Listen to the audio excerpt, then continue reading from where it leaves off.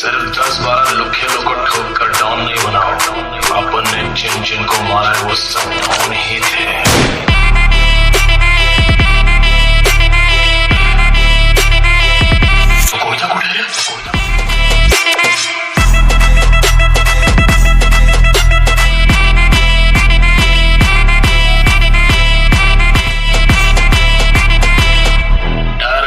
चाहिए और वो दिल में होना चाहिए और वो दिल आपको उनका नहीं सामने वाले का होना चाहिए।